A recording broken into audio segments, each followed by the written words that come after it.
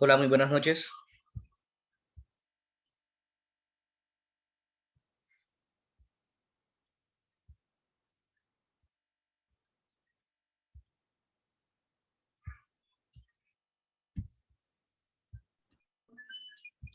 Hola, buenas noches.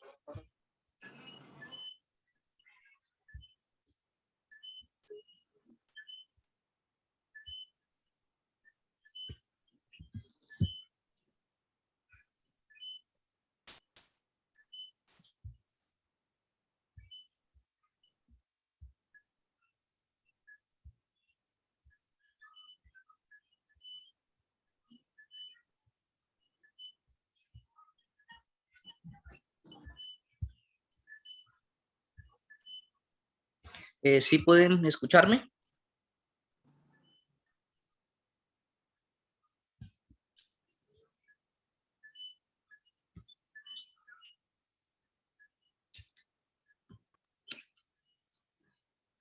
¿Sí me escuchan?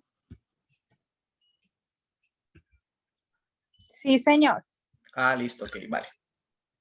Bueno, vamos a esperar entonces que se conecten otros del grupo más para pues poder iniciar. Listo, vale. Bueno, aquí me encuentro, como habíamos dicho, me encuentro grabando de una vez la presentación.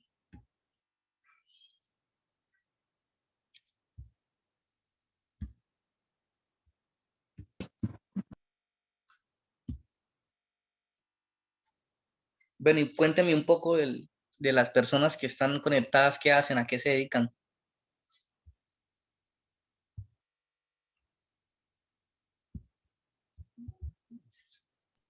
Mi nombre es Elsa Gómez y yo trabajo en el Juzgado Primero Civil Municipal de Barranca. Soy escribiente. Ok, mucho gusto, Elsa. Mi nombre es César David Solarte, soy estudiante de octavo semestre en la Universidad de Santander, Bucaramanga. Ok, en la UIS. No, Lleva en UDES. UDES. ¿En la UDES? Ok. Sí, señor. UDES.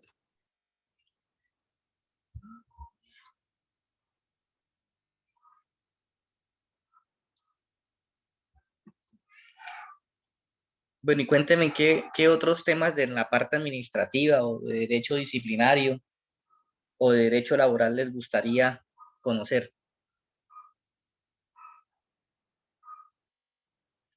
Y yo así voy preparando más temas.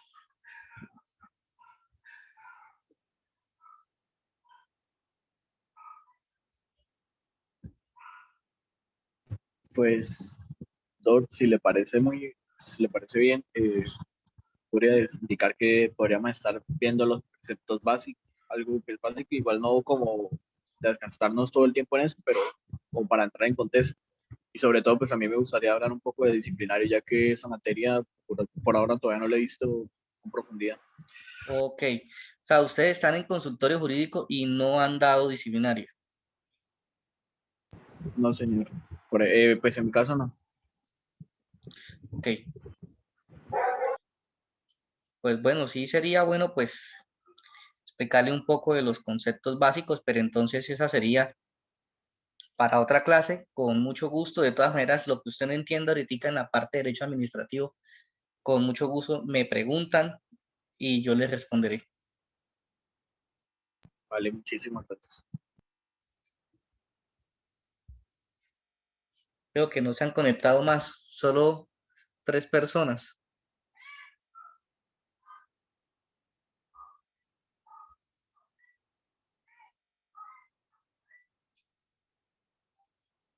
No sé si los que están aquí ya también han tenido algún tipo de conocimiento o han leído sobre el nuevo código disciplinario que entra a regir el 1 de julio de este año.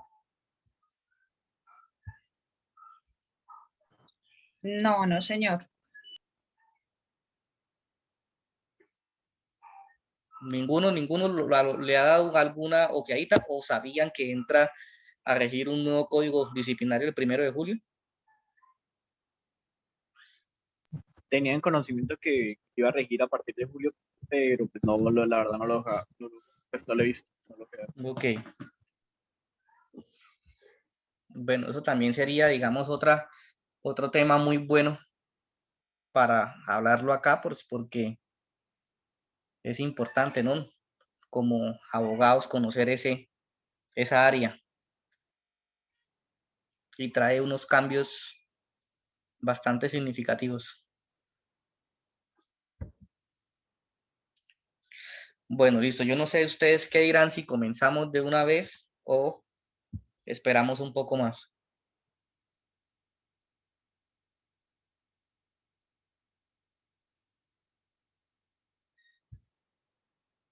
Pues no sé si sería pues bien consultarlo en el grupo, aunque creo que ya Elsa, bueno, la señora Elsa ya lo consultó, pero pues creo que hay gente que dice que ya está conectada y eso.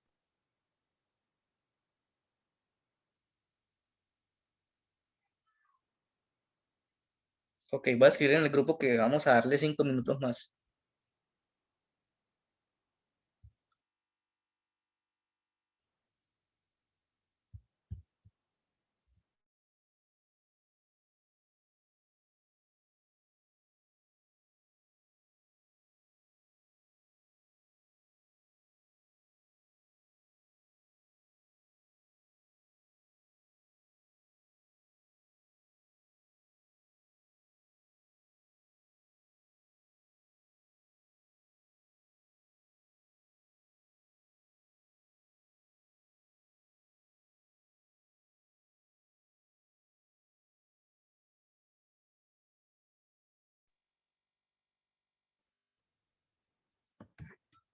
Hombre, doctor Anderson,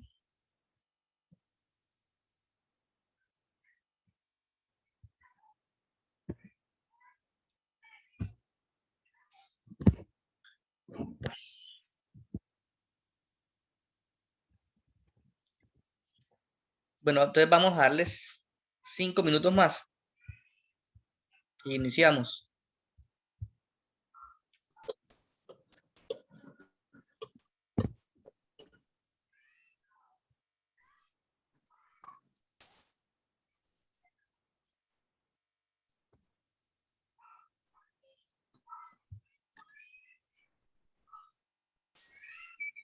Hola, doctor Víctor, ¿me escucha? Sí, sí, acá lo escucho. ¿Cómo están todos? ¿Bien? ¿Ya vamos a empezar o cómo es la cosa? Vamos a esperar 5 minutos más a ver si se logra conectar más personas porque solo hay 6 personas conectadas, 7 incluyéndome. Y estoy grabando.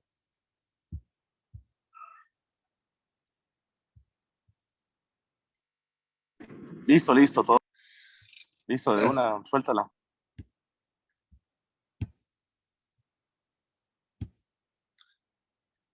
¿Sí logran ver la pantalla? Sí, sí. Ok. Bueno, vamos a iniciar entonces. Olguita, pendiente ahí porque este tema nos sirve para la tutela del fallo administrativo del comisario de familia.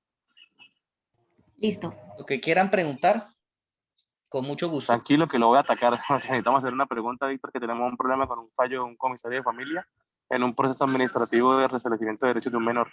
Entonces ahí le voy a hacer Ok, unas preguntitas, todo bien. ok, no hay problema. Bueno, aquí vamos a tocar varios temas en referente al acto administrativo. Vamos a hablar sobre los actos administrativos, sobre los tipos de actos, las notificaciones de esos actos, los elementos que hacen parte de los actos administrativos y cómo yo puedo atacar esos actos administrativos.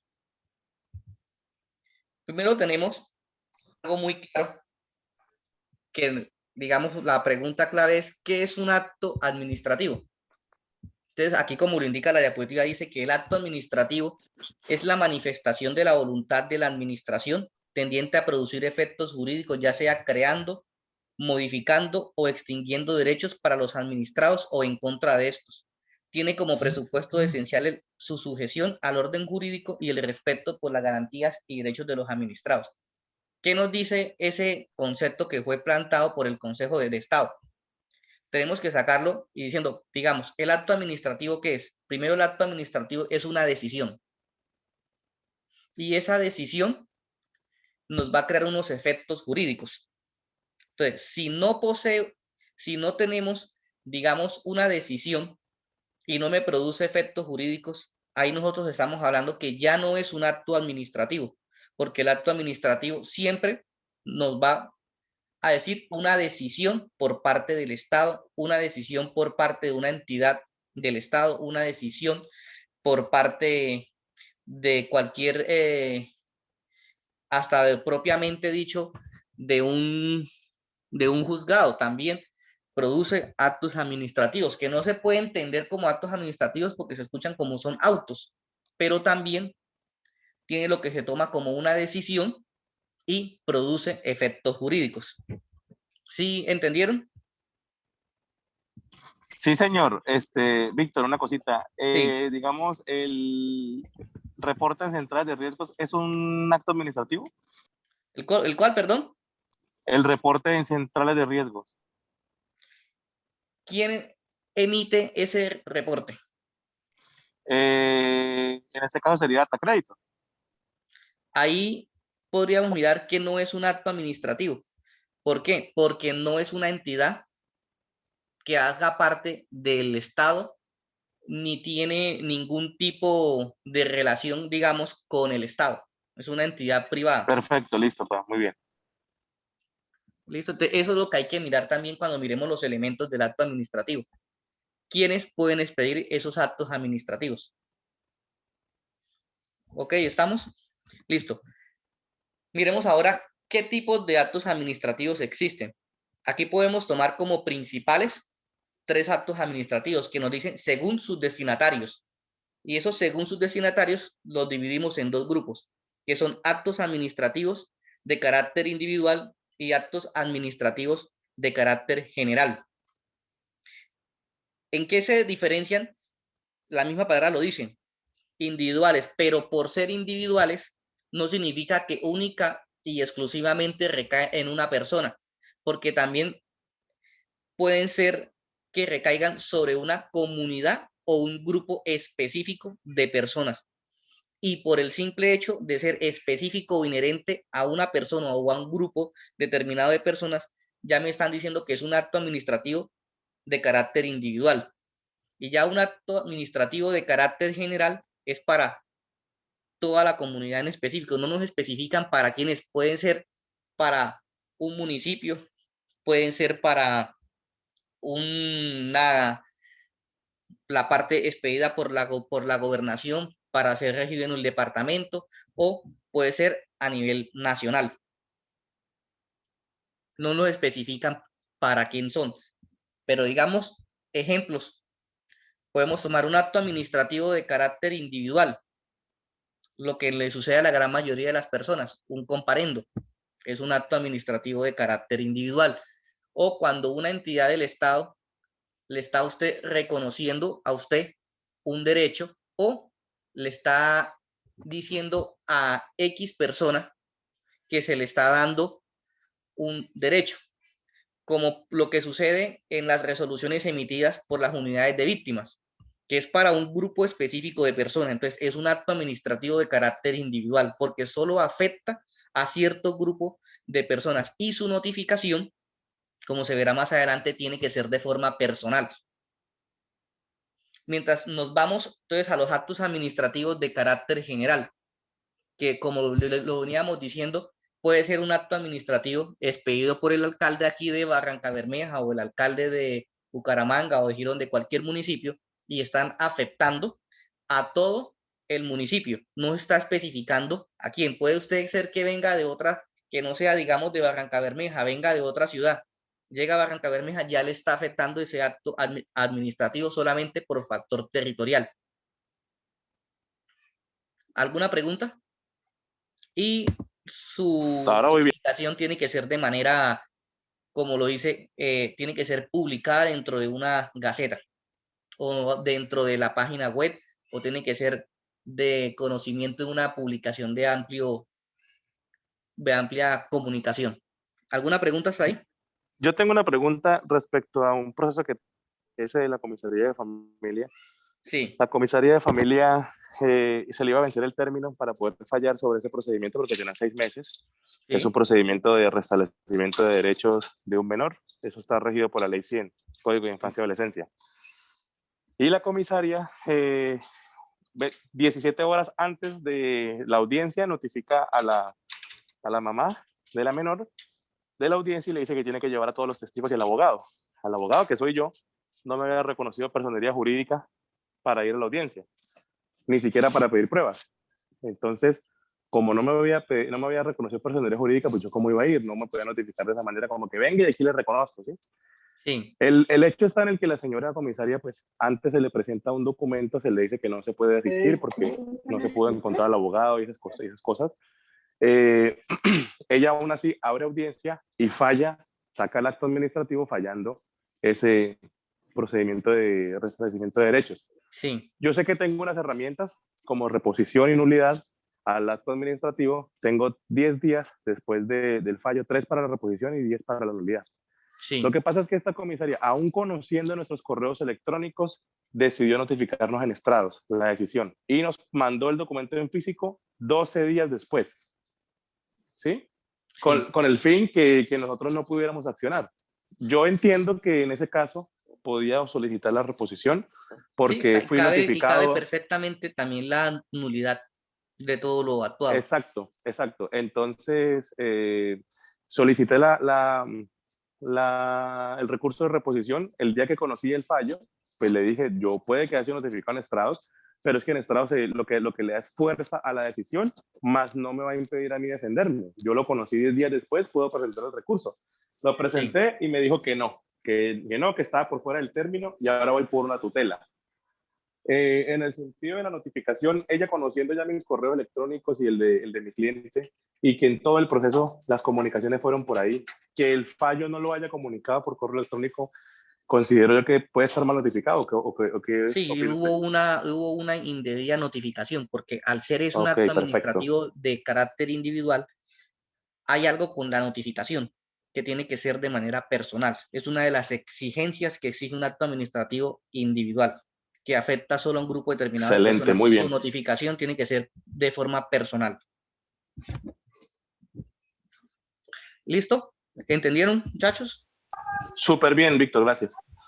Listo. Entonces ahora nos vamos con el segundo tipo de acto administrativo, que son los actos administrativos según su expedición, que estos se clasifican en actos administrativos de trámite y resolutorios o definitivos. ¿Qué son esos actos administrativos de trámite y esos actos resolutorios? Son aquellos que se sacan o que se expiden única y exclusivamente de manera transitoria para darle, como su propia palabra lo dice, un trámite a la actuación. ¿Qué podemos tomar, digamos, como un acto administrativo de trámite? Podría ser que digamos que la Procuraduría inició un proceso disciplinario para X servidor público. Entonces, al momento que la Procuraduría emite la notificación, se considera como un acto administrativo de trámite porque no le da fin o no tiene un acto definitivo, simplemente es un trámite transitorio mientras se notifica y una vez notificado, pase ese trámite de notificación, el acto administrativo pierde validez o pierde ejecución, como lo dice el de abajo que dice que puede ser de ejecución. ¿Entendieron? Yo sí, no sé los muchachos que estén aquí en esta reunión con el doctor Víctor. Aprovechen, muchachos, si tienen preguntas, ataquen, es el momento. Y no sé de pronto si quieren hablar de un comparendo policial o de algo de tránsito, pero aprovechen a Víctor para que les aclare todas las dudas. Listo. ¿Tienen preguntas? No se preocupen, pregunten que yo me detengo y les respondo. Bueno, vamos entonces con el siguiente. Según su expedición, también pueden ser definitivos. ¿Cuál es la característica de un acto administrativo definitivo? Primero, que sobre él no recae ningún tipo de recurso. Es un acto administrativo que no está sujeto a ningún tipo de recurso. ¿Por qué? Porque simplemente me están como dice su palabra, es definitivo y no lo puedo modificar, no se puede extinguir, no se puede absolutamente nada sobre ese acto administrativo. ¿Qué puede ser un acto administrativo? La ley de contratación. Es un acto administrativo que es definitivo porque me está dando unos lineamientos y me está dando unos pasos a seguir de cómo debe ser una licitación pública. ¿Qué tengo que hacer yo? Entonces, contra ese tipo de procedimiento o contra ese tipo de acto administrativo no cae ningún tipo de recurso. ¿Entendieron? Que los veo, los escucho ahí calladitos, no dicen nada. Ah, muchachos, ¿sí están bien? Claro, sí, señor. Ok, listo. Seguimos entonces. Ahora vamos aquí. Qué pena, ahí revisa el chat que le están escribiendo también por el chat. Algunas personas que no se pueden tal vez hablar. Ahí está No, que hablen Carolina. porque me tocaría aquí salir y revisar aquí la parte del... Carolina Guevara saludó. Buenas noches. Pues para que sepa que está pendiente aquí ella también. Aquí está el chat. Buenas noches. Buenas noches. Bueno, entonces, actos administrativos también pueden ser de ejecución. ¿Qué es un acto administrativo de ejecución? Bueno, hay que mirar que un acto administrativo de ejecución son aquellas que le dan eficacia al acto administrativo definitivo, porque permite que éste se materialice y cumpla sus fines. Entonces, va de la mano con ese acto administrativo definitivo. ¿Por qué? Porque es que no le están diciendo a usted, tiene que actuar de esta forma o tiene que realizar este procedimiento como le estaba diciendo con los actos administrativos definitivos, sino que simplemente le están dando es una ejecución. Como estábamos hablando, como el tema de la ley de contratación. ¿Por qué un acto administrativo de ejecución? Cuando abre una licitación pública en el SECOT. Abrimos la licitación pública en el SECOT, se tiene que abrir mediante ¿qué? Mediante un acto administrativo. Y ese acto administrativo es un acto administrativo de ejecución. Porque me está diciendo cómo tengo yo que ejecutar o cómo tengo yo que linearme frente a ese acto administrativo definitivo que me está dando un procedimiento. ¿Entendieron? Bueno, entonces seguimos. A ver, me pasé aquí. Según el número de órganos que participan en su elaboración, los actos administrativos pueden ser simples, complejos o colectivos. Entonces, según el número de participantes. Entonces, digamos, como su nombre mismo lo dice, un acto administrativo simple solamente está participando un solo órgano o solo una entidad. Como lo veníamos diciendo, un acto administrativo expedido por el alcalde, única y exclusivamente está participando ¿quién? El alcalde, un solo órgano administrativo. Muy diferente. Qué pena que lo interrumpa, Víctor. Y si nos cuenta su experiencia sobre un acto administrativo que usted haya atacado. Sobre un acto administrativo que ha atacado. Bueno, actualmente tengo un proceso de nulidad frente a un acto administrativo que expidió Curaduría, la Alcaldía y Ornato y Espacio Público frente a una calle. ¿Y ese acto administrativo es general o es individual? No, ese es un acto administrativo de carácter general, porque hicieron unas modificaciones. Le queda un poco más sencillo así, cuenta así, porque está muy normativo, por decirlo así. Si nos cuenta con un ejemplo cómo es la cosa, yo creo que es más fácil. Sí, por eso le estoy dando así como, no como esos son tipos de actos, no me estoy dando tanto como ejemplos. Cuando vaya a la parte de las nulidades de los actos y cómo atacarlos, sí le voy a dar digamos, como los ejemplos específicos. Listo. Digamos, vayamos con ejemplos. Acto administrativo, comencemos retomando. Un acto administrativo de carácter individual. Estábamos hablando cuando solo afecta a la persona. Dijimos que en un primer ejemplo tenemos los actos administrativos que expide la unidad de víctimas, los comparendos, las afectaciones cuando expiden un acto administrativo donde a usted también le reconocen un derecho, como por así decirlo, que yo le solicité a una entidad que yo tengo derecho al reconocimiento de de ser, digamos, incluido dentro del CISBEN.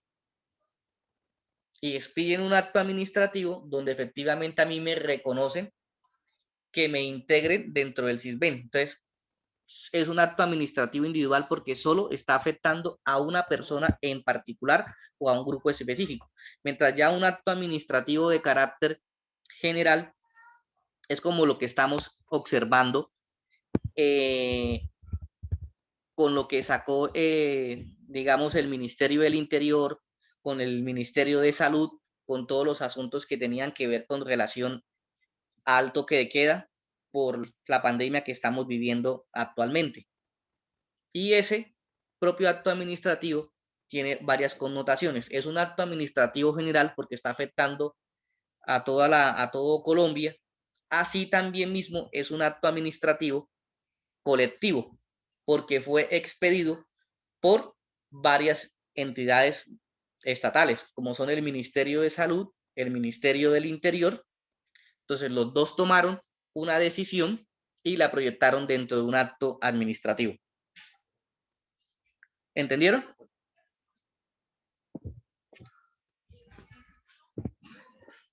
Sí, señor. Listo.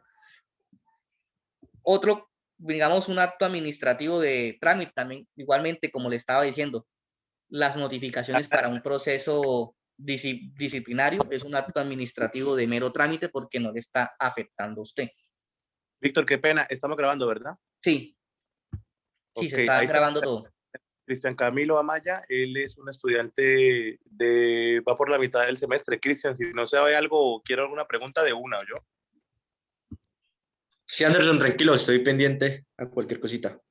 Muchas Dale, gracias, todo doctor Víctor. estamos grabando, entonces no le interrumpo más. Víctor, cualquier cosa, lo pasamos el link. Los muchachos, por favor, que tengan preguntas, hágansela a Víctor. Aprovechen lo que Víctor sabe mucho de esto. Pero digamos, aquí también tomamos, digamos, un acto administrativo complejo. Que también en ese acto administrativo complejo también intervienen varias entidades, pero cada una de forma individual. Como digamos, en una ciudad como Bogotá, que hay diferentes curadurías, o como Bucaramanga, que también creo que tiene dos curadurías, creo que tiene. Entonces, cada curaduría expide un acto administrativo diferente, pero que van hacia la misma decisión. Entonces, son complejos porque son de diferentes entidades, pero hacia una misma decisión. ¿Entendieron? ¿O quieren algún otro ejemplo sobre eso?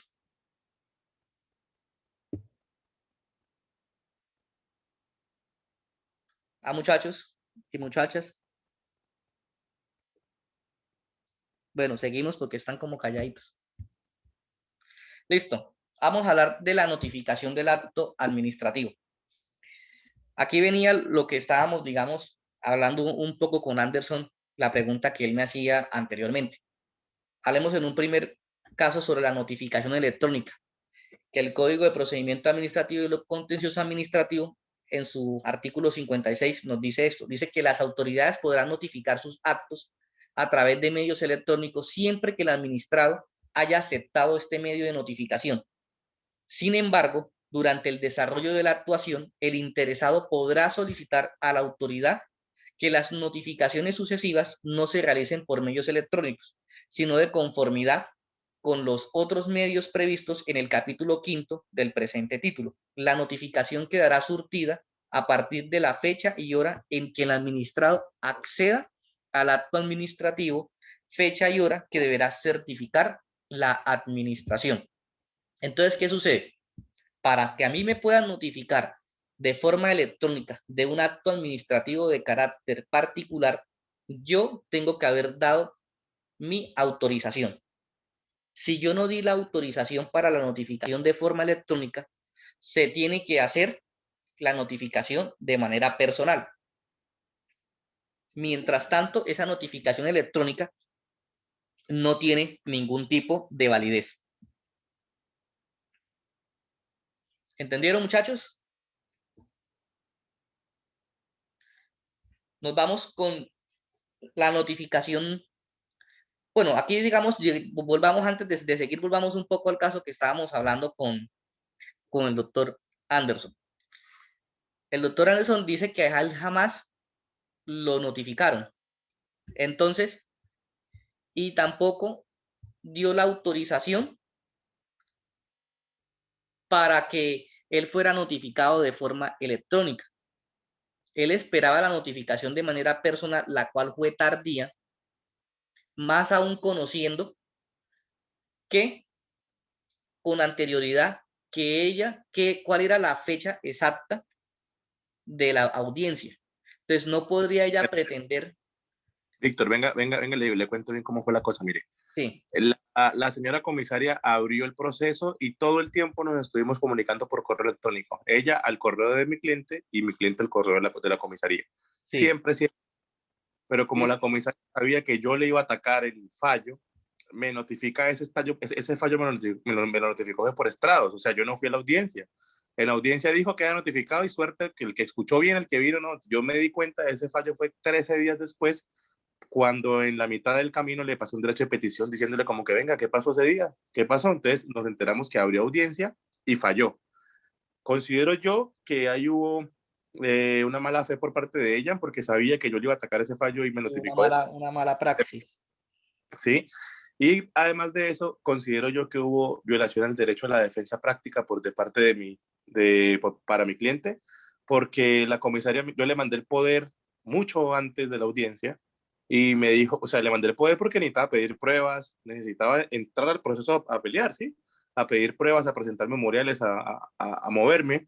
Y ella se dio cuenta que yo iba de esa manera agresiva, entonces me dijo, listo, le recibo el poder, pero le voy a reconocer su personería el día de la audiencia de pruebas y fallos. Y yo, ¿como para qué o qué? Yo necesito es que antes de la audiencia me dé de personería para poder pedir las pruebas, porque si no, ¿cómo? Entonces, listo. Entonces, nunca me reconoció Anderson, personería. usted se puede guiar por lo que dice el artículo siguiente, que es el artículo 66 y siguientes del CEPAC. Notificación de acto administrativo de carácter particular o concreto. ¿Qué nos dice, digamos, el artículo 66, que es el deber de notificación de los actos administrativos? Que es obligación esa notificación de acto administrativo particular o concreto. Pero en específico, entonces nos vamos como dicen ahí, al siguiente, artículo 67, se los voy a leer textualmente. ¿Qué nos dice? Nos dice que notificación personal. Las decisiones que pongan terminación a una actuación administrativa como es esta, la que nos explica el doctor Anderson, se notificarán personalmente al interesado o a su representante o apoderado, o a la persona debidamente autorizada por el interesado para notificarse. En la diligencia de notificación se entregará al interesado copia íntegra, auténtica y gratuita del acto administrativo con anotación de fecha y la hora, los recursos que legalmente proceden, las autoridades ante quienes deben interponerse y los plazos para hacerlo. Es decir, solamente mire en este primer parágrafo el incumplimiento total por parte de la servidora pública. Porque estando claro el artículo 67 de cómo tiene ella que realizar esa notificación y cómo es el deber de actuar de ella, no lo realizó. Entonces, ahí hubo una indebida notificación y una violación al debido proceso. ¿Esto entendió, doctor Anderson? Perfecto, súper bien, Víctor, muchas gracias. Listo. Listo. Entonces, aquí, digamos, hay algo también muy importante.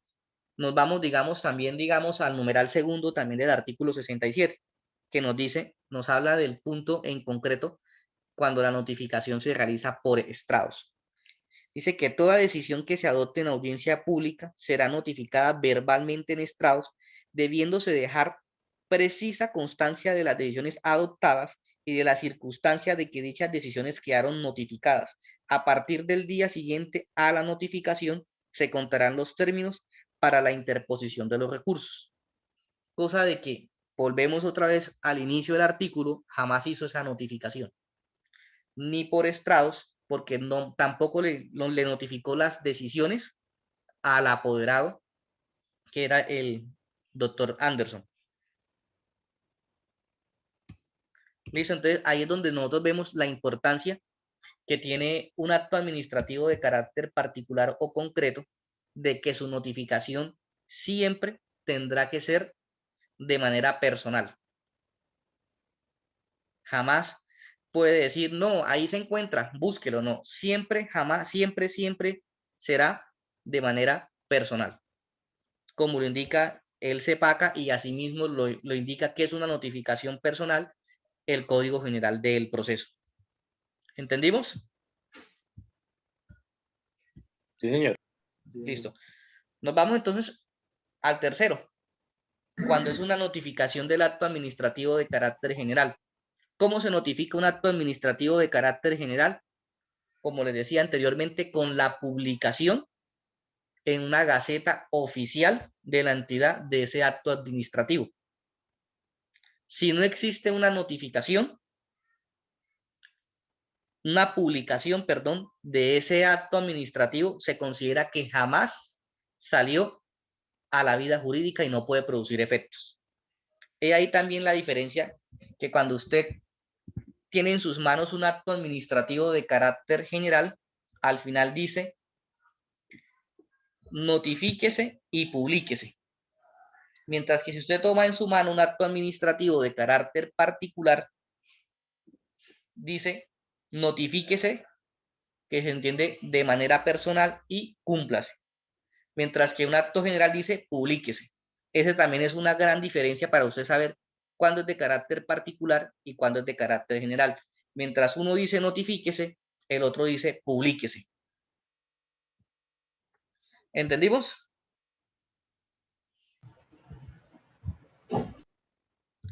Listo, nos vamos. Sí, señor. Listo. Sí, señor. Nos vamos ahora aquí a algo muy importante, que cuando ustedes, pasa que en esos momentos no tengo un acto administrativo aquí a la mano.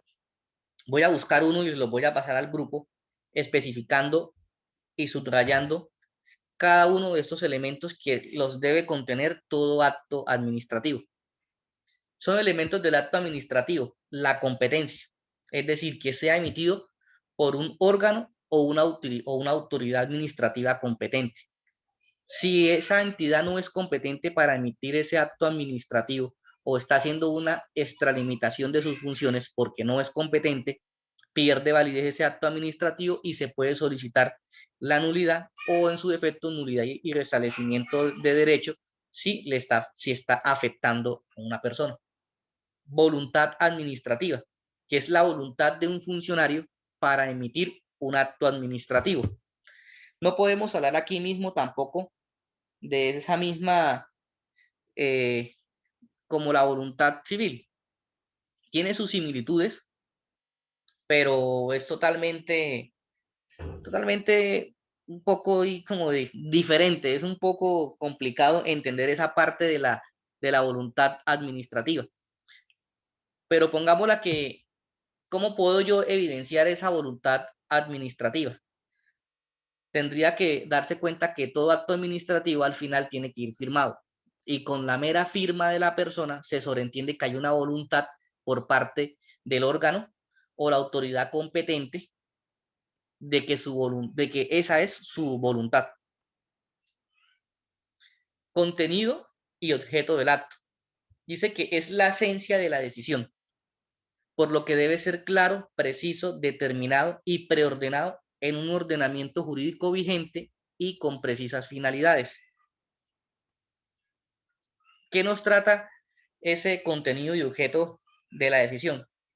Hay que mirar que, como dice que tiene que ser claro, preciso, determinado y preordenado el ordenamiento jurídico vigente, ¿qué nos dice? Que no puede ser contrario a la ley y a la Constitución. Eso es lo que tiene que ser, que ese contenido y ese objeto del acto administrativo no puede ir contrario a la ley. La motivación, que son las razones por las cuales se expide un acto administrativo. Esta parte de la motivación es donde usted, al mirar un acto administrativo, si usted lo quiere atacar, es lo que más se tiene que observar para poder atacar el acto administrativo, porque muchas veces la motivación por las cuales ellos están sacando ese acto administrativo no va entrelazado o no tiene relación con la decisión. Entonces, ese elemento de la motivación tiene que ir entrelazado con el contenido y el objeto del acto administrativo. Entonces, por decir, mi motivación es que reconocerle el derecho que una persona sea incluida dentro de la unidad que se le reconozca que es una víctima del conflicto. Pero resulta que dentro de la normatividad yo no especifiqué o no coloqué la norma que me especifica a mí que la persona por qué razón tiene que ser incluida, que es la ley de verdad, justicia y reparación. Si yo no me estoy basando en esa normatividad, sino en otra totalmente diferente, ahí es donde no hay una relación entre la motivación y el contenido y el objeto del acto. Porque ese contenido y objeto del acto con la motivación nos dice que si yo lo motivo de esa forma, las reglas jurídicas, la ley, me tiene que ir con esa motivación que yo quiero. ¿Entendimos? Muchachos, ¿sí entendieron? Sí, señor. Ok. La Sí, finalidad señor. hace referencia al o a los objetivos que se pretende lograr con un determinado acto administrativo. Entonces, que ahí es cuando dice que se resuelve, el resuelve todo acto administrativo. Entonces, ¿qué estoy buscando yo con ese acto administrativo? Entonces, estoy buscando primero que se le reconozca este derecho, o segundo, que la persona sea incluida, tercero, que la persona esto no es competente para realizar ese tipo de actuación, o cuarto, que no cumple o que sí cumple con lo que se está solicitando dentro de la licitación. Es esa finalidad. Y la forma, que son las formalidades de todo acto administrativo, necesita para surgir a la vida jurídica y tener validez, que son la fecha, que son arriba la entidad competente, que son la firma de la persona y que se encuentre en el orden que encontramos acá. Que en primer lugar la autoridad competente, segundo la voluntad, el contenido, la motivación y al final la finalidad, porque todo acto administrativo también tiene que tener un orden. Adicionalmente se tienen unos elementos comunes, los cuales se clasifican en un elemento subjetivo, que se refiere sobre todo a la calidad de quien expide el acto, es decir, a la determinación de que si el organismo es competente para proferirlo y que pueda ser válido. ¿En qué me va entrelazado este elemento subjetivo? Este elemento subjetivo va entrelazado entre el elemento de competencia y el elemento de la forma. Entonces, esos elementos comunes siempre van a ir entrelazados con alguno de los elementos que encontramos nosotros arriba. Como tenemos también el elemento objetivo, que dice que en cuanto a este elemento, lo fundamental es el contenido mismo del acto, es decir, lo que contiene el asunto a tratar o sobre lo que recae, que es aquí, que ese elemento objetivo va ligado al contenido y el objeto del acto, así como a la motivación del acto administrativo. El elemento formal, que hace referencia a los requisitos y a la forma que se plantean y exteriorizan los actos administrativos. Como le estábamos diciendo, un elemento formal que vaya en un orden, que se cumpla, que tenga la fecha, que tenga la hora y que también se cumpla de si es un acto administrativo de carácter individual, su respectiva notificación. Si es un acto administrativo de carácter general, su respectiva publicación. para que pueda cumplir con ese requisito. El elemento finalista, que se refiere al propósito del acto administrativo, que va ligado con el elemento de la finalidad. El elemento causal, que nos da a entender aquello que origina y fundamenta la declaración de voluntad contenida dentro del acto administrativo. Entonces, ese elemento causal es como cuando nosotros hablamos de responsabilidad, que tiene que tener un nexo causal. Entonces, es lo que yo les estaba explicando de ese nexo causal que hay entre el contenido y el objeto del acto y la motivación. ¿Listo? ¿Entendieron? Sí, señor. Listo. Cualquier pregunta, no duden. Pregunten lo que ustedes quieran. Nos vamos con la nulidad del acto administrativo, que dice que la nulidad de los actos administrativos en materia contenciosa se pueden atacar por medio de dos nulidades, como son la nulidad simple y la nulidad y restablecimiento de derecho. Sabemos que la nulidad simple, con el actual ordenamiento jurídico, no tiene prescripción. Usted puede en cualquier momento solicitar la nulidad de un acto administrativo, sea de carácter individual, sea de carácter colectivo o general. Mientras que la nulidad y restablecimiento de derechos tienen otro tipo de prescripción. ¿Quién me puede decir cuánto es el término de prescripción o el término que yo tengo para iniciar un proceso por nulidad y restablecimiento de derecho?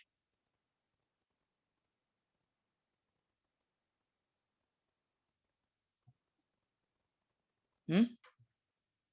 ¿Quién me responde?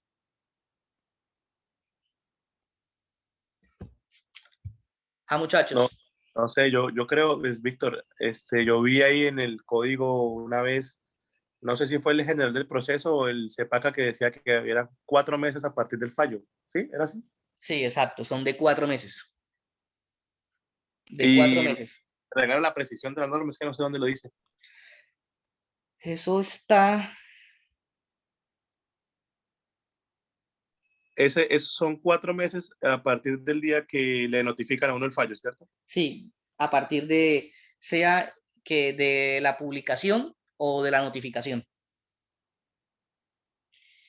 El artículo exacto realmente no lo tengo por acá, porque Hágale, lo busco y si lo encuentro de lo más. no tengo el artículo exacto. Sé que está después del 137, que es donde me habla sobre la parte de la nulidad, pero el artículo exacto no sé. Sé que es del 137 para adelante, que es la parte que habla sobre la nulidad. Listo, listo. ¿Listo? Entonces, ¿qué me dice también entonces cuándo procede la nulidad y restablecimiento de derechos? Porque, digamos, los que son abogados o los que están en consultorio jurídico tienen que conocer un poco sobre la parte de nulidad y restablecimiento de derechos, porque es uno de los temas que más también llegan en consultorio jurídico. Lo único que llega, digamos, en derecho administrativo.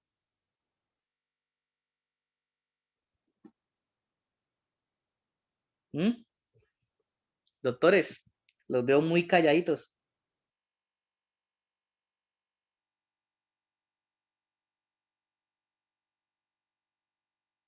Como miedo, tienen como miedo. Tranquilo, respondan con confianza. Digan cualquier cosita. Claudia, ¿tú no tenías un caso parecido? ¿Algo administrativo? No. Ah, no, es Sofía, pero no está acá. Bueno, pongámosle así Vamos simple. adelante. Si usted está pidiendo que se le restablezca unos derechos, que se declare nulo y se me restablezcan mis derechos, ¿qué se supone que sucedió ahí? ¿Por qué yo lo estoy solicitando? ¿Por qué creen ustedes que yo lo estoy solicitando? Que con ese acto administrativo me lesionaron un derecho que tenía Exacto, amparado con una norma jurídica. exacto. por la expedición de ese acto administrativo se le lesionó algún derecho. Y usted está pidiendo, venga, usted me lesionó unos derechos con la expedición de ese acto administrativo. Yo necesito que se me restablezca mis derechos. Porque cuando usted pide una nulidad y restablecimiento de derechos, usted además de ese restablecimiento de derechos, además de esa ofensa como me sentí yo estoy pidiendo que me indemnicen porque se me creó un perjuicio. ¿Listo? Digamos, un ejemplo claro de una nulidad y restablecimiento de derechos. Una entidad X expidió un acto administrativo para hacer el cerramiento de una vía, porque esa vía va a desaparecer. Digamos que el POT lo determinó así. Pero resulta que con ese acto administrativo, ellos al momento de cerrar esa vía, ellos me están dejando sin ningún tipo de acceso a mi vivienda. Es decir, yo quedo completamente cerrado, no puedo salir por ninguna parte. Entonces, se me está creando un perjuicio a través de ese acto administrativo. Entonces, yo solicito la nulidad de ese acto administrativo, que se me restablezcan los derechos que yo tenía, la libre circulación, y que me indemnicen por el perjuicio si me llegara a causar algún tipo de perjuicio. ¿Listo? ¿Listo, muchachos? ¿Entendieron?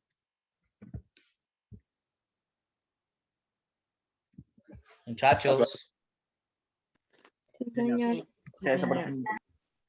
¿Listo? Bueno, aquí hablamos también que la nulidad y restablecimiento de derechos, aparte de la solicitud, yo tengo que realizar los agotamientos de una vía gubernativa o unos requisitos de procedibilidad. Alguno me dice cuáles son esos requisitos de procedibilidad en los cuales yo tengo que realizar para poder demandar por nulidad y restablecimiento de derechos.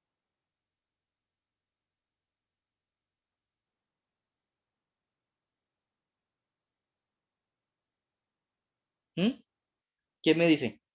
¿Cuál es ese agotamiento de vía gubernativa que habla el Estado?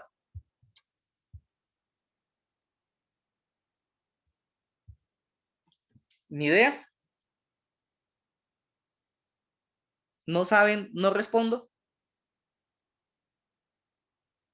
La verdad no me acuerdo si era la acción de grupo, pero no sé la verdad. ¿Cómo? Perdón, No, háblalo, tranquilo, diga. Me confundí, esa no es. Estoy seguro que no es. Pero ¿cuál? Dígala cuál, y yo le digo si sí o no es. Estaba diciendo la acción de grupo, pero es en otro caso. No, no, ese es otro caso. Sí, yo sé. Perdón. ¿Interponer recursos? Exacto. Una puede ser el interponer un recurso al superior frente a ese acto administrativo. Decirle, mire, señor superior jerárquico, su inferior emitió un acto administrativo en el cual me está a mí perjudicando. Y al momento de yo solicitar ese recurso, se detiene la prescripción mientras me dan una respuesta a esa petición. Esa es uno de los agotamientos. Pero a pesar de que si yo quiero demandar ordinariamente a través de lo contencioso, aún así todavía no puedo demandar porque me exigen el agotamiento principal de la vía gubernativa, que es la conciliación ante la entidad competente. Y digamos, en este caso, ¿quién sería la entidad competente para conocer de demandas de nulidad y restablecimiento de derechos si la que está causando un perjuicio es una entidad del Estado. ¿Quién sería la competente para conocerlo?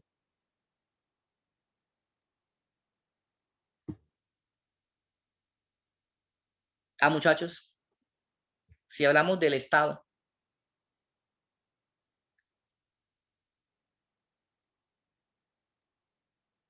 nada, lo primero que se le venga a la cabeza. Habla de lo contencioso administrativo, no sé. No, ese es ante quien demando yo ordinariamente, que es a través del contencioso administrativo, que en esa parte sería un juez administrativo o un tribunal administrativo, dependiendo de la cuantía. Pero en este caso, como requisito de procedibilidad, la conciliación tiene que realizarse en una procuraduría. Es el competente para conocer. Le dirán, ¿cómo es ese requisito de procedibilidad, esa solicitud de conciliación? Es igual, no es igual, no. Primero expliquemos a qué no se parece.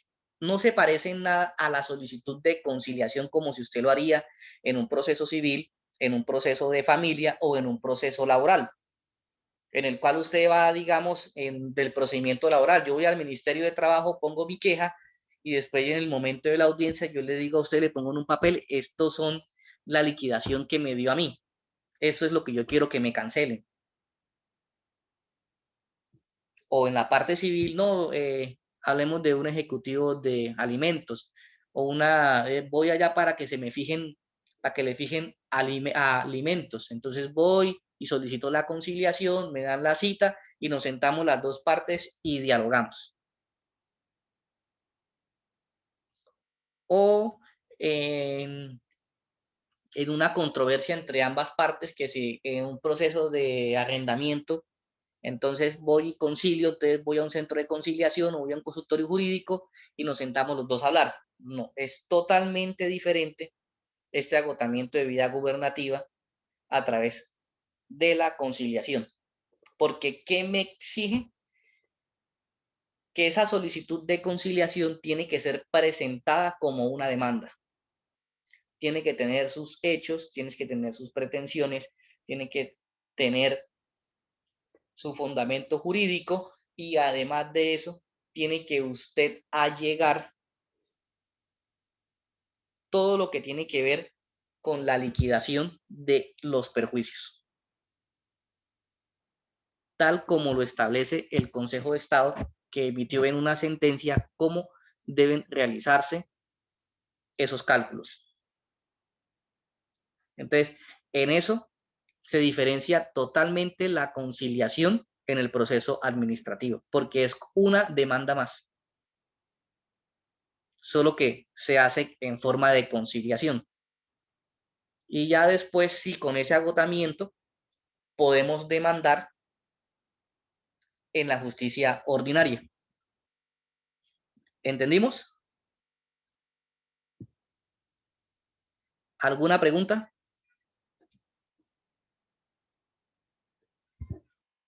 Muchachos, No, doctor. ¿seguro? ¿Entendieron muy bien? ¿O no entendieron bien?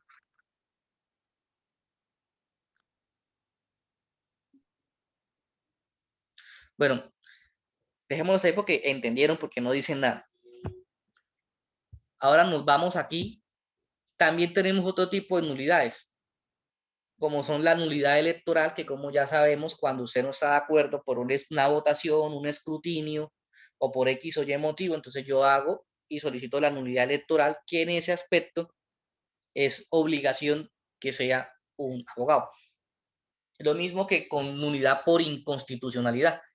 Cuando una ley o un decreto va en contravía de la constitución política, entonces yo demando esa ley o ese decreto a través de una nulidad por inconstitucionalidad, que tiene también otros parámetros totalmente diferentes a la nulidad simple y a la nulidad y restablecimiento de derechos. ¿Alguna pregunta? Muchachos, muchachas. No, señor. Listo. No, de ese no.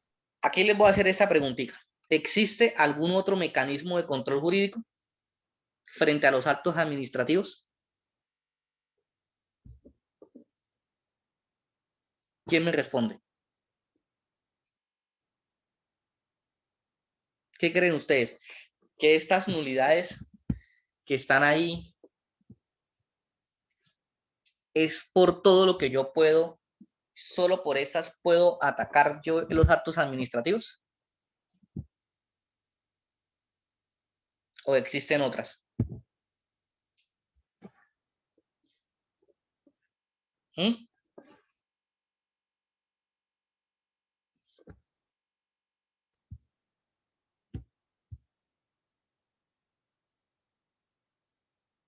No, ni idea. ¿Ni idea? Seguro que ya, hasta ahí nomás. Bueno, hay algo, ahí están viendo la pantalla, ¿cierto? Sí, señor. Listo. Voy a coger este librito que yo tengo acá. Vamos a leer este libro. Lo que yo señalé aquí con el cursor, ¿qué me dice?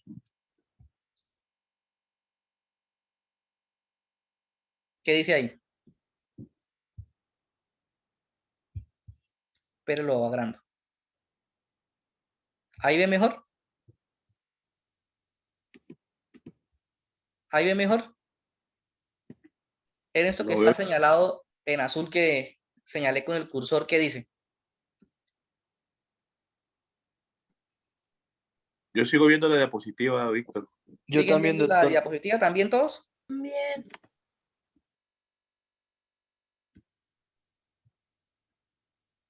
Bueno, me avisan si... ¿Lo ven ahora? Sí, ya. Ahora sí, doctor. Listo. ¿Qué dice ahí? Para la Corte Constitucional, la No, reparación arriba. directa. La parte de arriba. Ok. La acción de nulidad electoral es también una acción pública y el derecho de ser elegido o nombrado es un derecho fundamental. No, la Sin No, parte que embargo, está, lo que la parte que allá. está señalada con azul. reparación directa, reparación directa. Reparación directa. Disculpe. ¿Alguno ha escuchado de la reparación directa?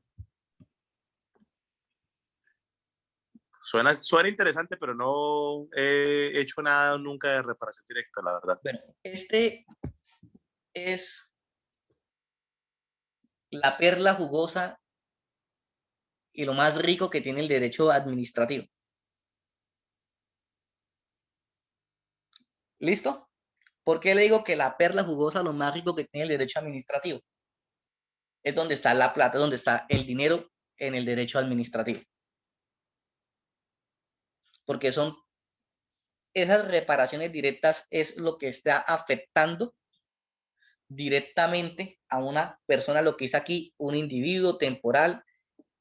¿Qué nos dice que es la reparación directa? Vamos a ver lo que nos dice la Corte Constitucional. Dice que es de naturaleza subjetiva, individual, temporal y desistible, a través de la cual una persona que se crea lesionada o afectada podrá solicitar directamente ante la jurisdicción de lo contencioso administrativo que se repare el daño causado y se le reconozca las demás indemnizaciones que correspondan.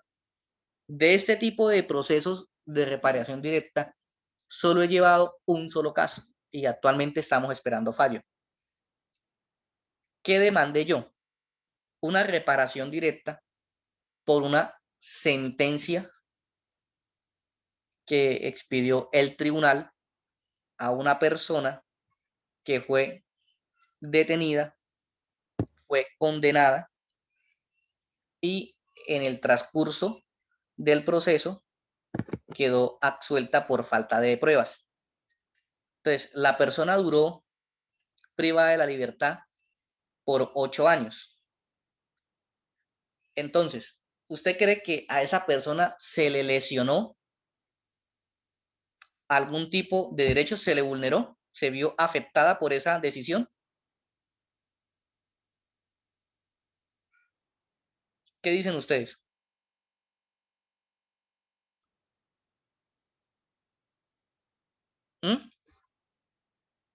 Muchachos. Por lo menos miremos, lo voy a responder para que ustedes digan. ¿Qué nos dice aquí el segundo párrafo? Dice que el medio de control de reparación directa pretende resarcir los daños antijurídicos generados en la ejecución de un acto administrativo o aquellos que resulten de su revocatoria directa o anulación. O sea, hubo un daño antijurídico.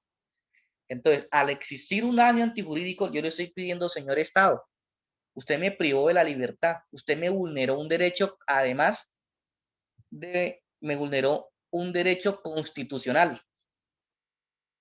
Entonces, indemníceme. Entonces, el Estado, por esa falla, tiene que indemnizarlo. Aparte de este, tengo otro, por eso que la reparación directa también le exige a usted que también se haga el requisito de procedibilidad. Contra ese tengo otro por un daño en conscripto. ¿Qué es un conscripto? Una persona que estaba privada de la libertad y en un motín la persona falleció. Entonces, ¿en cabeza de quién está la seguridad de esa persona que está privada de la libertad? Está en cabeza del Estado. Entonces, al estar en cabeza del Estado, también le estamos pidiendo, venga, señor Estado, INPET, Ministerio de Justicia, vengan y resárzame esos daños que usted me causó.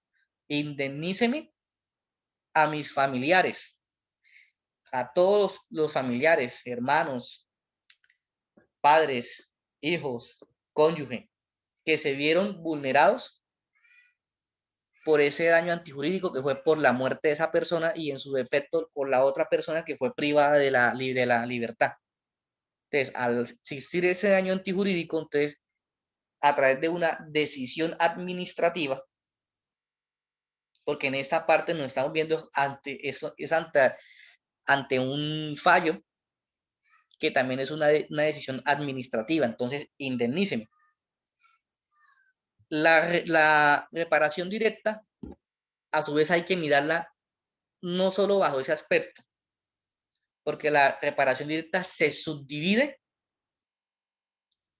en otras situaciones más.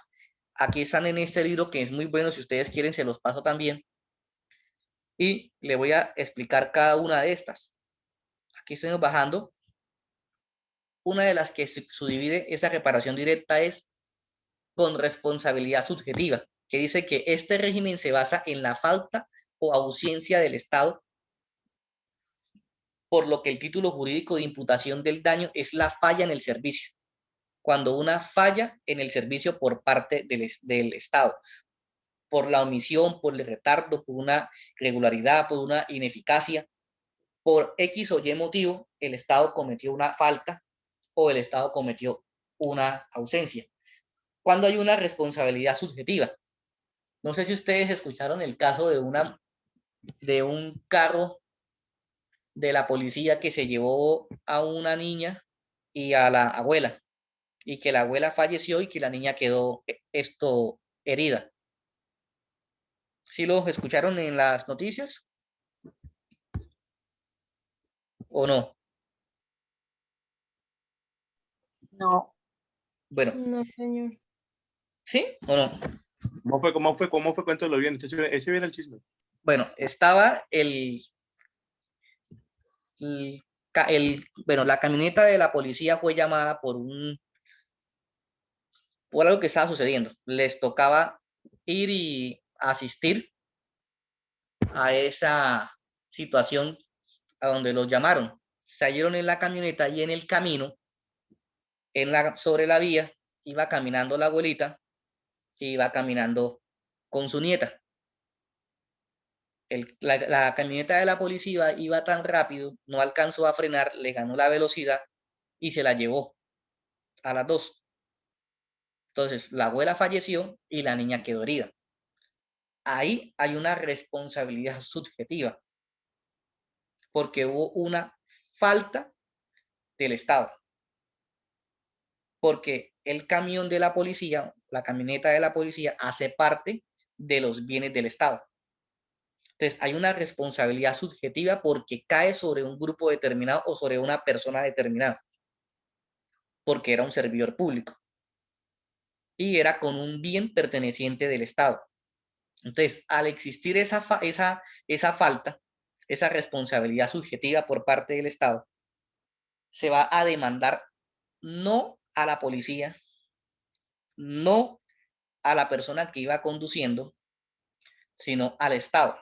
¿Al Estado en cabeza de quién? En cabeza del Ministerio de Justicia y en cabeza del Ministerio Público, porque ellos son los representantes en ese momento de la policía. No se demanda a la policía, ese es un gran error que cometen también.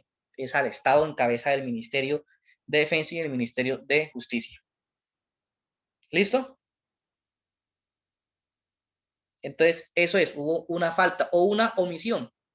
Tratémoslo de que la policía estaba estacionada en un lugar y observaron cómo estaban acuchillando a otra persona y la policía no hizo nada. Hay una responsabilidad subjetiva por omisión por parte del Estado, porque hubo un incumplimiento de sus funciones, porque hubo una falla en el servicio, porque esa es una función de la policía. Entonces, al existir una falla en el servicio, por razón de la omisión, hay una responsabilidad subjetiva y el Estado tiene que responder. Y una pregunta, Víctor, ¿y es muy difícil llevar un proceso de esos? No, es fácil. ¿Qué tan fácil? Pero no es muy demorado. En promedio se está demorando 4 o 5 años. Pero Sí. digamos son procesos Cuando explota, explota y buena plática. que perfectamente cada proceso, la cuantía es de alrededor de 600, 700 millones para arriba. ¡Eso! Entonces son procesos muy buenos. Tratamos este tema. Doctor, qué pena, yo tengo una pregunta. Y dime. ¿Cuál es el término de prescripción de la acción de 2 reparación? años. 2 años? 2 años, sí. Ah, bueno, gracias. Listo. Aquí nos vamos a otra subdivisión de esa reparación directa. O sea que, digamos, logro la nulidad de un fallo administrativo que llevaba 10 años, por ejemplo, sí. Yo logro la nulidad de un fallo administrativo, luego pido la reparación directa. Sí. No, usted mismo ahí pide la reparación directa dependiendo si está dentro de, si cabe dentro de esos libelos que hablan acá. Por lo menos, ¿en qué cabe la reparación por parte del Estado? Le voy a decir los temas concretos. Cabe por una responsabilidad ambiental. Hay una reparación directa. Por una responsabilidad médica, pero que la entidad o que la clínica pertenezca al Estado, hay una reparación directa. O sea que el amigo Pájaro, ¿se acuerda que él dijo que un caño que había por ahí en el barrio de él, que él quiere ayudar a los amigos y eso, hay que? Ese no es un proceso, por eso le decía que por eso la importancia de que yo le decía que había que incluir a gestión de riesgo dentro del proceso, para mirar qué tipo de responsabilidad tiene el Estado ahí. Si hay una omisión por parte de ellos y observar todo eso en contexto. Listo. Responsabilidad por actos terroristas. Yo voy caminando por la calle y pasa que tiraron una granada y yo perdí una pierna. Ahí hay una responsabilidad también del Estado. ¿Por qué? Porque es un terrorista y estoy dentro del territorio nacional. Por los daños a los conscriptos, que es lo que le estaba diciendo yo a las personas que estaban presas, perdón, de los reclusos. Los conscriptos son de los policías, los del ejército y de la policía, también tienen responsabilidad ellos. Ellos también, es difícil, ese es uno de los más difíciles que hay que probar, ese tema de reparación directa. ¿Por qué le digo que es difícil? Porque si usted, siendo un soldado profesional, usted va en el monte haciendo su trabajo como soldado profesional, resulta que usted pisó una mina y usted perdió sus 2 piernas, usted perdió su vida. Entonces, ¿ustedes creen ahí que hay una responsabilidad por parte del Estado?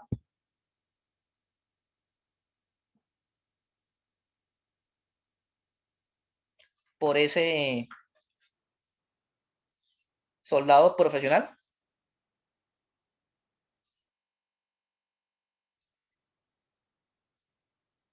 ¿Qué me dicen ustedes? Y ojo a lo que le digo yo, son soldados profesionales.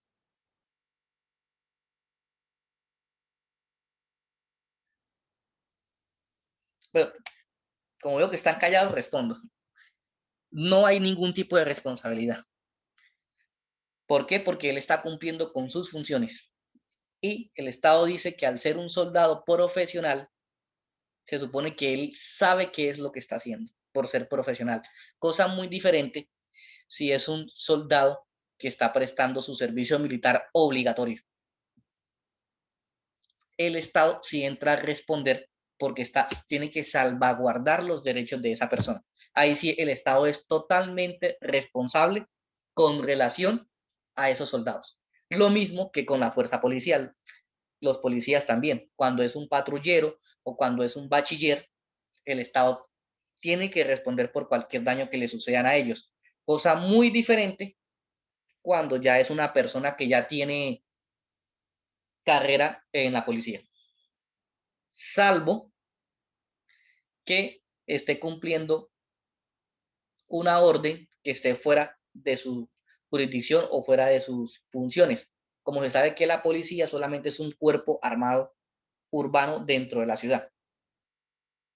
Ya si sale y lo meten a territorio rural, ya pierde competencia y si le pasa algo ya es responsabilidad del Estado porque en ese aspecto está en cabeza es del ejército.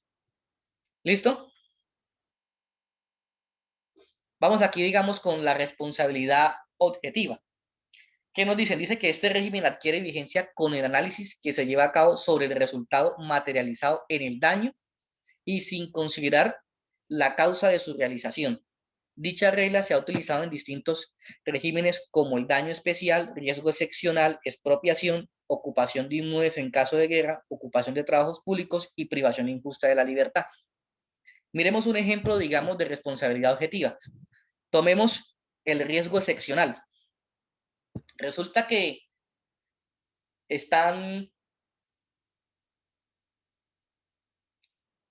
un grupo de policías están persiguiendo a una persona y ellos entran e interrumpen a mi casa por andar persiguiéndolo, me tumban todo, me dañan mis ventanas, me dañan mi puerta y me hieren a mí persiguiendo a la persona por un disparo o por cualquier cosa. Entonces ahí es una responsabilidad objetiva, es un riesgo excepcional.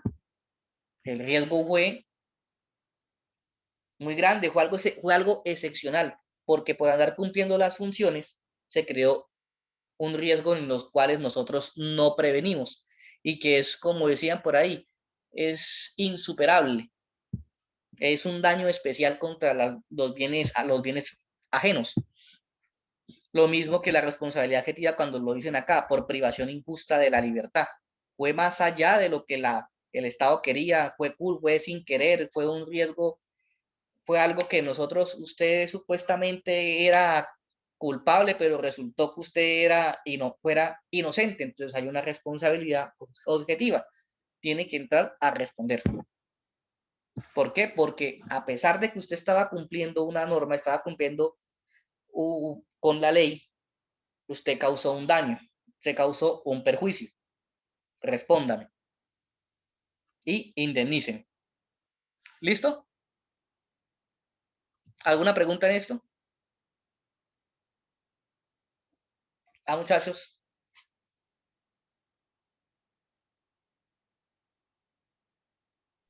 Todo bien. ¿Todo bien? Bueno, aquí hablamos ahora también del daño especial, que dice que se apoya en el principio de igualdad, según el cual el Estado puede asignar cargas y sacrificios que todos los administrados deben asumir por igual. El daño especial se configura cuando se impone una o varias personas cargas superiores a las impuestas al resto de la comunidad. ¿Cómo hablamos nosotros entonces de un daño especial? ¿Qué cree usted, digamos, leyendo esa partecita que está allá, qué creen ustedes que se podría tomar como un daño especial? Lean bien esa partecita, léanlo bien y díganme, ¿qué ejemplo pueden tomar ustedes sobre ese daño especial?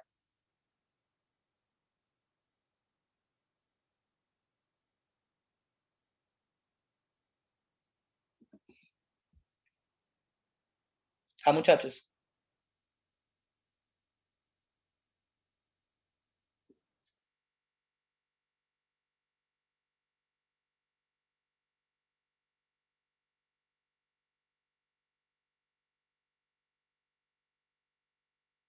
Pues sí, entiendo que hay un desequilibrio en la igualdad, pero no Sí. encuentro un ejemplo que se me venga a la cabeza así, no.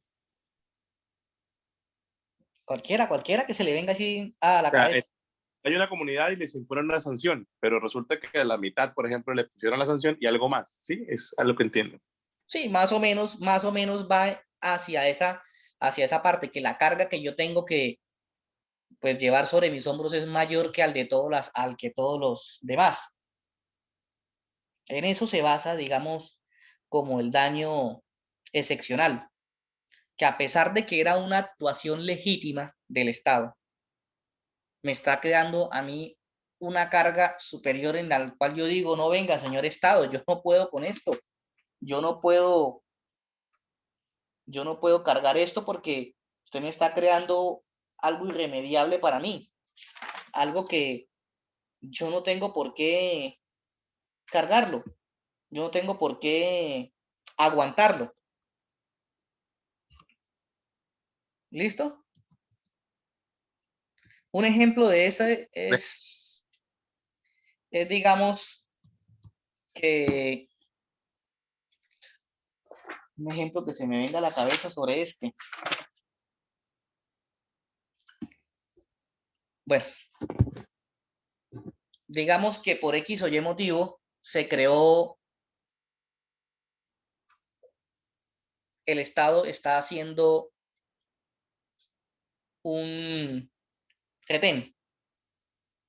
Es algo legítimo, está cumpliendo con su normatividad, está todo según los parámetros, tienen todo en regla, tienen los permisos dados por el superior para hacer su retén ahí, pero resulta que ellos cogen a una persona y comienzan como a lastimarlo e ir más allá de las funciones de ellos, hacer una presión hacia la persona, como por decir, yo voy en mi vehículo y yo no tengo derecho ni ningún tipo de obligación de mostrarle algo más a un policía que la tarjeta de propiedad y mi cédula de ciudadanía, digamos una ciudad como Barrancabermeja o en Santander que existen tránsito y transporte, que ellos son los competentes para todo lo demás. Entonces ellos comienzan a hacer un constreñimiento hacia la persona a no dejarme ir y a detenerme hasta que no venga la autoridad competente. Es un riesgo especial. Me está haciendo una carga que yo no tengo por qué soportar, que es incómoda para mí, que es difícil que caiga en un tipo de indemnización, porque no cabría ahí. Es un ejemplo, pero ese ejemplo no tiene una indemnización. Porque digamos un ejemplo para indemnización como este no sabría decirle porque no he llevado procesos de este tipo. ¿Ok? Sobre este de riesgo excepcional no lo llevé, pero un amigo sí lo llevó y nos pudimos sentar a analizar este caso, que es un caso, fue un caso muy interesante.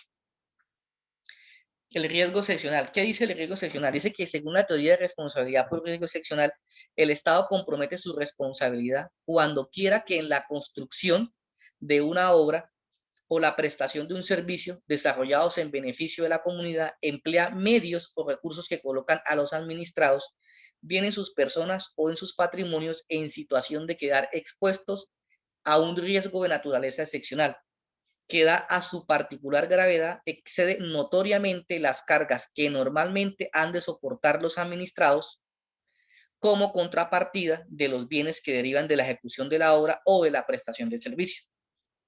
¿Qué le sucedió a este caso que alcanza a llevar un poco con un compañero? Sucedió en Bogotá. La señora tenía su casa esquinera sobre una vía principal y resulta que sobre esa vía principal lo demás eran edificios. La única casa esquinera era la de ella. Y sobre ese lugar colocaron un puente peatonal. Pero resulta que ese puente peatonal quedó enfrente de la casa de ella. Y le creaba un perjuicio para ella poder salir e ingresar con su vehículo. Entonces ahí hubo un riesgo excepcional. Quisieron ayudar a la persona, o como decir así, a la comunidad, porque este riesgo excepcional, esa construcción de ese puente era para ayudar al interés general.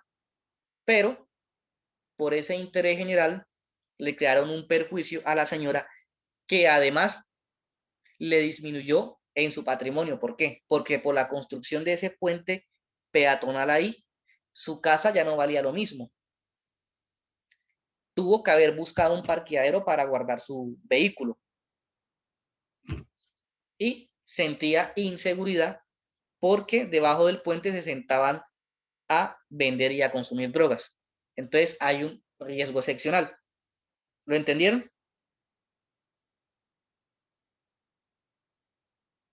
Muchachos. Sí, sí, señor. Señor doctor. ¿Listo? Bueno, ¿alguna pregunta? Y esos son todos. Ahí son los otros que les dije, pero esos otros que les dije sí, si quieren, con mucho gusto les hago después otra clase que diga responsabilidad del Estado, que es un tema bastante largo y muy bueno. Y se los traigo con demandas que tengo guardadas y todo. Una pregunta aquí respecto ya al tema de pronto de sacar los perjuicios en un accidente. El man iba en la moto y un hueco que estaba en la calle se lo comió y se partió la cara y se le salieron los dientes y le partieron las orejas, mejor dicho, quedó así llevado. Sí. ¿Cómo hago para sacar la plata, la cuantía, decirle al Estado, bueno, vea, me deben tanta plata por esto y esto y esto? ¿O ahí qué? ¿Cómo es la cosa? O sea, ahí hay una sentencia. o sea, digamos como que, o sea, ¿cómo se lo pruebo? O si hay alguna solamente fórmula, por haber sido sobre una vía es responsabilidad del Estado. Habría que mirar esa vía en concreto a quién le pertenece. ¿Cómo así? Si es una vía municipal, si es una vía departamental o si es una vía nacional. La esquina de mi casa pues hay un hueco y pasó un señor y se cayó y se rompió todo y quedó así vuelto nada, ¿sí? Y era un hueco que, digamos, ya la gente le había dicho a la alcaldía como que, hey, arreglen esa vaina. Tal, y esa es una responsabilidad subjetiva, una reparación directa por responsabilidad subjetiva, por una omisión. ¿Cuánto puede costar eso? Habría que hacer los perjuicios de la persona, los daños de la persona. ¿O qué? ¿Por lo que se gasta en la clínica o hay una tabla todo, o por ojo? todo, absolutamente todo, los daños que le ocasionaron, el valor, espera, aquí está, aquí tengo una. A la le tienen que dar algo porque imagínate, ya no lo va a ver igual de bonito. Sí, exacto, a todos, a los hijos también. Hay que mirar por su derecho a la moral. Todo eso. Siempre le sale carito al municipio. Siempre le sale caro. Oiga, muchachos, ¿ustedes no conocen casos de esos para ver si cogemos uno? Y por lo menos aquí, mira, este fue una solicitud de conciliación por una reparación directa que yo les estaba diciendo. Entonces, una estimación razonada de las cuantías de las aspiraciones. ¿Sí ven? ¿Sí están viendo, muchachos? Sí, ahí estoy viendo. Entonces, aquí digamos que una estimación razonada de las cuantías y aspiraciones, eso ya es viejito, ¿no? Pero entonces digamos que, mire, a la fecha laboraba en la cárcel y además estudiaba devengando un salario equivalente a tal persona. Entonces, y eso que la persona pues ese es el caso que yo le comentaba que tenía el proceso de conciliación. Solo por el lucro cesante de uno de los hijos, que no ganaba un salario mínimo, sino que ganaba solamente 300.000 pesos, que era lo que él medianamente podía pues ganarse en la cárcel. Aquí vamos diciendo que para cada uno de los hijos, solo de lucro cesante, 3 millones y algo. Entonces hay que mirar cada parte de esta. Indemnización futura, porque así el hijo sea menor de edad, la ley sobreentiende una indemnización futura en la parte administrativa, si sucede, cuando el niño tenga, hasta que el niño tenga los 18 años y posterior a los 18 años. Entonces, hay una que se llama indemnización futura.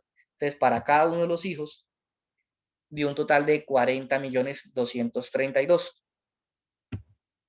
hasta la fecha de los 25 años. Después nos vamos al otro que hasta la fecha de los 25 años nos dio para los 2 hijos que él tenía 29 millones de pesos.